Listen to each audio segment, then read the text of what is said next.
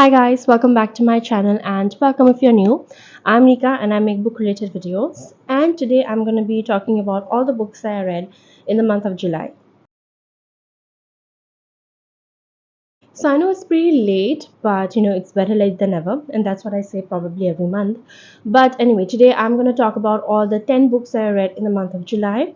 Overall, July was a pretty good month because it was a month of transition for me.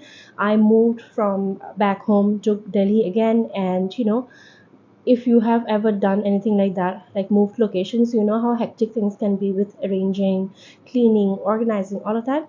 So a lot of my time went into that, but I did end up reading 10 books in that month, and oops, this is my spread for the month. And yeah, without further ado, I'm going to dive right in. Now, keeping in mind that it's almost it's a really long time since July, so I do not remember perfectly about what I felt for the books. So I'm going to keep it brief and to the point and just go over the books briefly. I also don't have all of the books with me, the physical books, so I'll make sure to put up the picture of the book cover either here or here when I'm editing. For now, I do have, I think, 5 books with me, physical books, and I'm gonna share those with you all as well. Alright, so these are the physical books that I have with me. And so, in no particular order, and I have my notes right here because it's been some time since I read it, right? In no particular order, I'll go over them and let you know what I thought about them. Right, so coincidentally, the first book that I read in July was this book, The Forest That Ate People and Other Not So Scary Stories by Harshita Hiya. Now, many thanks to the author for sending me this book. I absolutely love this book and I rated it 4 out of 5 stars. Now, this is a collection of short stories all set in Assam, and they encompass the Assamese ethos, the Assamese identity, and adding a lot of that discourse to regular fun as well. So it's a brilliant collection of stories. I think you have kids gaining superpowers. Then there is the element of global warming also brought in. The natural elements are characters in a story. There are magical forests. Then there are naughty cousins. There are nosy neighbors. All of that. I think this was a brilliant book. The one criticism that I have for this is that the dialogue delivery, the dialogue conversations, and all, there is a scope for improvement in terms of that. And other than that, I think the author has done a really great job, and I absolutely loved it. And I would recommend this book to you all if you want to read more, from the Northeast, let's say specifically from Assam. Then this is a great book to read. And I think whenever you're starting a new genre and you don't know what you'll feel about it and you don't want to completely commit as well, then I think anthologies and short story collections are great, and that is why I would wholeheartedly recommend this book to you as well. So yeah, loved this book and I would gladly recommend it to everyone. Speaking of Northeast, I have another wonderful book that I want to talk to you about, and it is, okay, let's do this. Riverside Stories, Writings from Assam, edited by Banamalika. Now, this was a review copy that was sent to me by Zuban Publishers, and I'm so thankful to them. I have collected all of the books in the series that are out so far. I think only Sikkim and Tripura are left. I have a dedicated reading blog for this book as well, so I would definitely encourage you to check that out. I'll make sure to link this video somewhere around here. Then, when it comes to this book, I think this was a brilliant collection of poems, short stories. There are lithographs, there are paintings, there are photographs, short stories, and so on. I think I really enjoyed these stories. And enjoyed is not really a right word because some of these works do deal with serious works, and some are, let's say, more on a funnier scale, so more in terms of enjoyment. That is not to say that I did not like them. In terms of quality, this collection has only the best for everyone, and I think the editor Banamalika has done a great job in compiling all of these. And I hope this is only the first in a long line of collectible and anthologies that will come from the Northeast, and let's say even from Assam.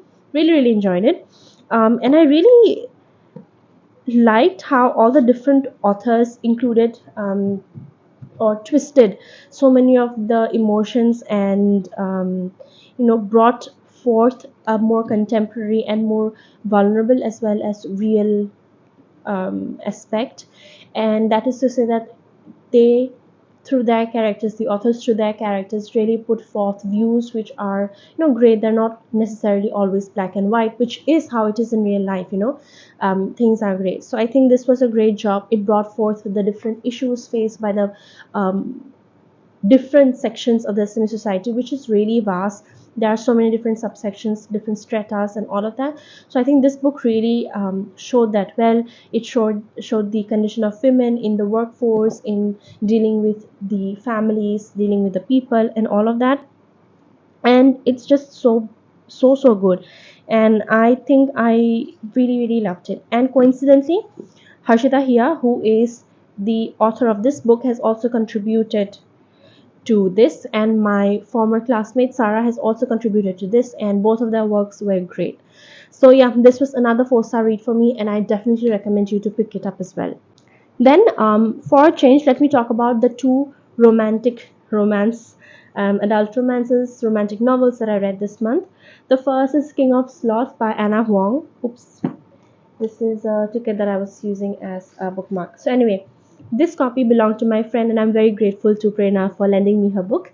Now, surprisingly, I did not enjoy this book as much as I enjoyed the other books in the series, Kings of Sin series. The reasonings behind why the characters were the way they were not solid enough, and the lead characters, female and male leads, they got together pretty quickly, which I think was not possible, because it does not go with the character of the female lead at all. And so this was kind of different, but unfortunately I did not enjoy it a lot. I rated it 2 out of 5 stars. That said, I really liked the rest of the series, the ones that have come up before this one. So yeah, if you are looking for adult romance, I would suggest that you perhaps give the first book a try and then go from there.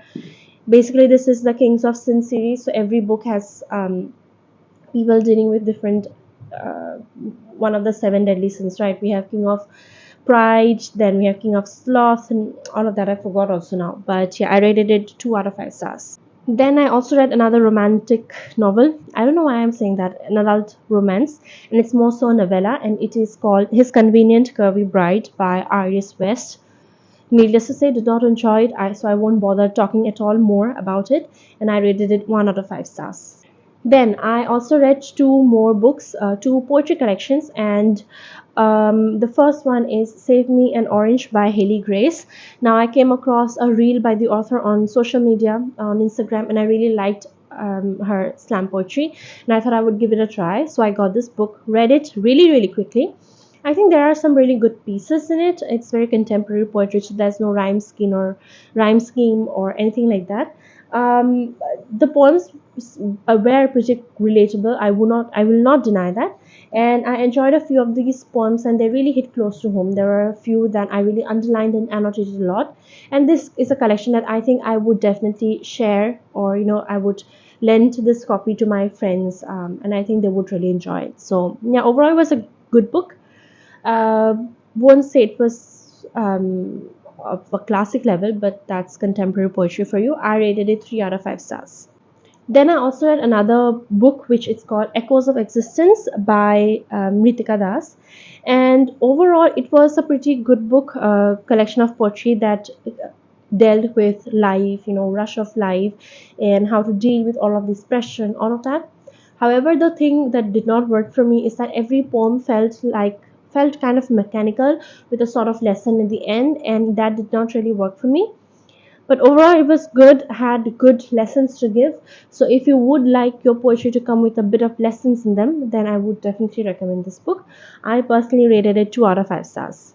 Then let's talk about one classic, and that is Raina Maria Rilke's Letters to a Young Poet. This is a very famous book, and I'm so glad that I finally read it.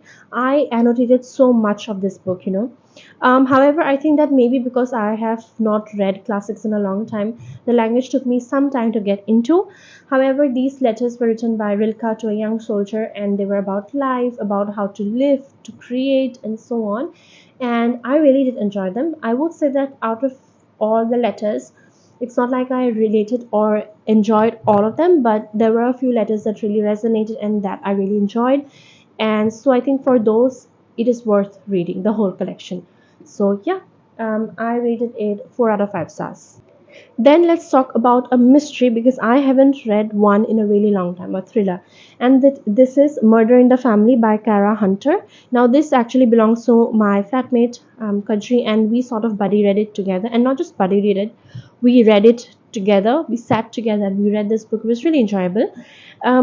Really, I think I personally enjoyed it so much because I haven't read one in a really long time. So maybe my standards were mid, but however it was, the reveals, the climaxes, sort of cliffhangers were very consistent throughout the book. So that was done great. At the end of every let's say chapter or episode, that they are doing sort of like a podcast thing, so at the end of every episode there is a reveal, which I think was done really great. Overall, I think there was only one major loophole that was not addressed, but then the rest of it was pretty well done. The loose ends, like I said, were pretty much all tied up. I really enjoyed this book, really fun, and it's a really quick read as well, surprisingly. I rated it 4 out of 5 stars. We are almost at the end. Now I have to share with you this short story collection. It is Curse Bunny by Bora Chung. It was shortlisted for the 2022 International Booker Prize, and it has been translated by Anton Hur. And I had a lot of hopes for this book. I thought I was going to love it, really devour it, because these stories are all very weird, gory, unhinged kind of, which I really like because I have read the works of Samantha Schweblin, Mariana Enriquez, and I really love them. So I thought this would be the same. However, it fell short. The stories were not as outrageous as I expected them to be. I only enjoyed, like, let's say 2 3 of them overall. So I wouldn't say that I really liked it. That said, I want to read the other collection by Bora Chung. I think Your Utopia. I'm not sure, and I don't even know if that's a short story collection or a novel. But I do want to read more, and I want to give another chance to the author, because sometimes some works of a particular author does not work, and that does not mean that the entire of that author will not work for you at all. So I want to explore that as well, and then form my thoughts later on. But with this book, I rated it 3 out of 5 stars. Then I also read the book The Ashes in the Star-Cursed King by Carissa Broadbent. This is book 2 in the Crowns of Nyaxa series, and these two individually they form a duology. Now I have read book 1, I think in May or June, so this was pretty recent in terms of the first book. Now I think this is as a book 2, this I enjoyed it more than I did book 1.